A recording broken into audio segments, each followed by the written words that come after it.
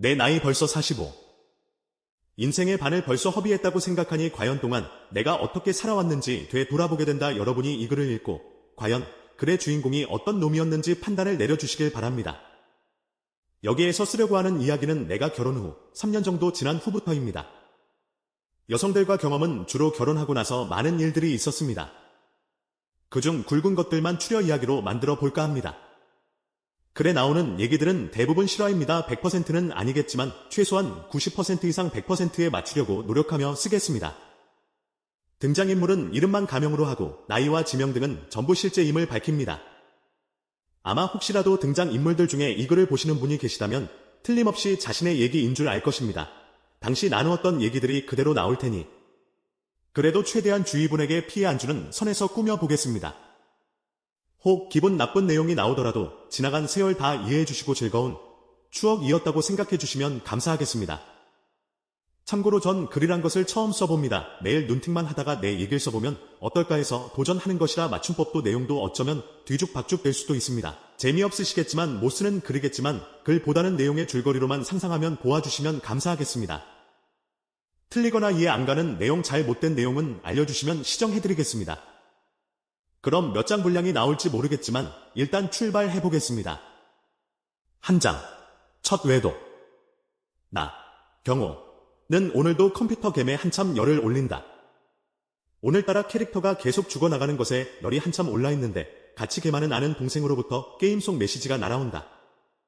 준영, 형 그만하죠. 그렇게 계속해봐야 또 죽어 짜증만 날 텐데. 나, 안 그래도 더 못하겠다. 성질 다 버리겠다.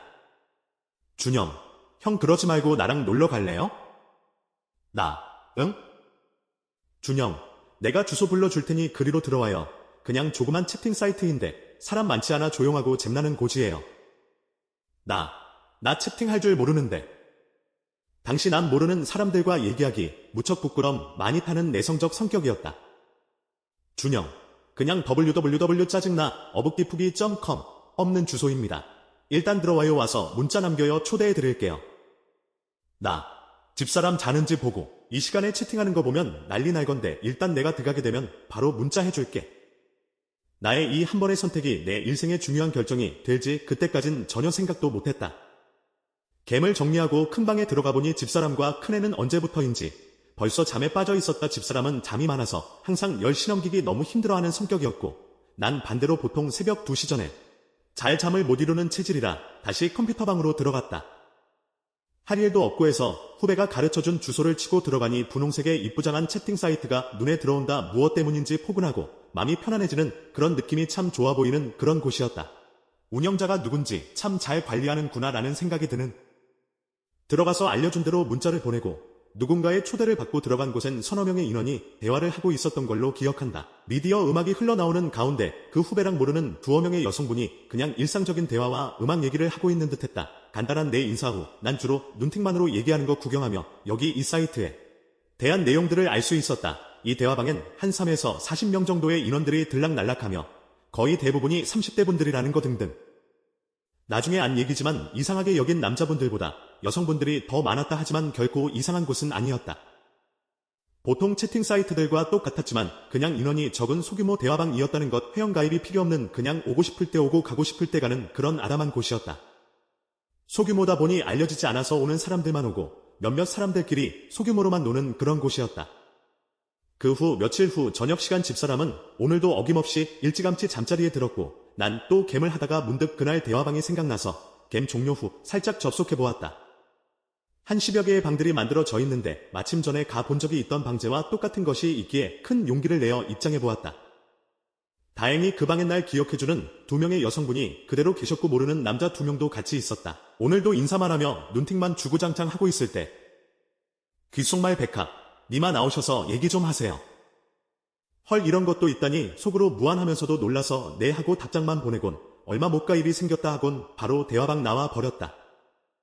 지금 생각하면 진짜 너무 바보 같고 순진했던 나였다. 그런 식으로 며칠을 대화방에서 보내며 후배를 불러 같이 얘기도 하고 점점 나름 모르는 사람과 대화를 이어갈 정도가 나도 모르는 사이에 되었다. 하루는 시간이 12시가 넘어 대화방에 음악 들으러 당시엔 지금처럼 음악을 듣고 싶은 거 골라서 인터넷으로 들을 수 없을 때였다. 오로지 그 대화방에서 보관하는 음악만 골라서 들을 수 있었다. 대화방 들어가서 혼자 방을 만들어 음악 들으며 난 무협지 보고 있었다. 순간 띵동, 음악 소리, 누군가 입장하는 소리. 대화명이 소리 끌색이 분홍. 순간 너무 맘에 드는 느낌의 분이 대화방을 찾아 들어왔다. 소리, 안녕하세요? 네, 어서 오세요. 많이 늦었는데 이 시간에 어떻게 오셨나요? 소리, 처음 들어오는데 여기 있으면 안 되나요? 헉, 처음이라니? 나는 순간 내가 여기 처음 왔을 때가 생각나서 그분에게 많은 얘기를 시키며 계속 질문에 말을 걸어주었다. 소리님은 나이가? 소리님은 결혼은? 소리님은 자녀가? 이런 식의 신변잡기부터 취미 등 미팅하듯이 말을 이어나갔다. 소리의 당시 나이 34, 나보다 한 살 어렸다. 결혼은 했고 아직 애는 없다고 했다. 첫날은 간단한 소개와 잡다한 얘기만 주저리 거리다가 늦어서 헤어지고 다음날부턴 이상하리 그 친구와의 접속. 시간도 비슷해지고 서로서로 접속하면 먼저 찾게 되고 많은 대화를 나누게 되었다. 결혼한 지 아직 몇 개월뿐이 안앤드 샤포 6124. 구 남편은 어릴 적부터 친구라 신혼 같지도 않고 지루하다는 등의 말. 결혼하고 나니 결혼 전에 보이던 것이 너무 많이 보여서 힘들다고, 자신을 너무 감시해서 의처증이 좀 심한 듯 하다 등. 남편은 아침 6시에 일 나가서 빨리 들어오면 밤 9시경 툭하면 회사서 자고 온다며 일주일에 하루 3일은 외박이라는 둥. 그녀의 힘든 부분을 같이 공유할 정도로 가까워진 듯 했다. 서로 멀리 떨어져서인지 눈에 안 보여서인지 서로 못할 말 할 말 해가며 어느 사이에 우린 그 대화방 공식 커플처럼 급속히 가까워지게 되었고 서로 전화번호도 공유하며 문자로 각자 인자들이 있는 몸이라 비밀스럽게 농담도 해가며 점점 가까워졌다. 어느 순간부터는 서로를 이름이나 대화명이 아닌 자기란 말로 통일되어 불려지게 되었다. 사진은 한 5분 후 바로 메일로 도착했고 난 사진 보는 순간 숨이 멎는 듯했다. 너무 아름다운 모습에 살짝 포토앤드 샤포 9350.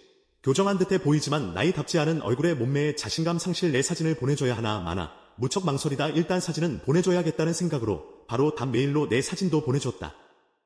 시간이 새벽 1시. 혜영의 신랑은 이렇게 9시부터 새벽 3시까지 어느 순간 연락도 없이 들어온다고 했다. 의처증이 있어서 혹시라도 영아가 바람 피울까 하고 들어가는 시간 절대 얘기 안 해준단다. 혜영은 작은 학원을 운영하였다. 보통 낮 12시경까지 출근해서 선생님들 있을 땐 저녁 6시쯤에 퇴근하고 없을 땐 밤 10시경까지 학원서 있곤 했다. 나랑 전화통화가 점차 잦아지면서 당연히 학원에서의 퇴근 시간이 늘어나고 집에선 신랑의 의심 때문에 전화도 자주 못 쓰기에 학원에서 학원 전화기로 1시간이고 2시간씩 얘기하며 서로 정을 쌓아 나갔다.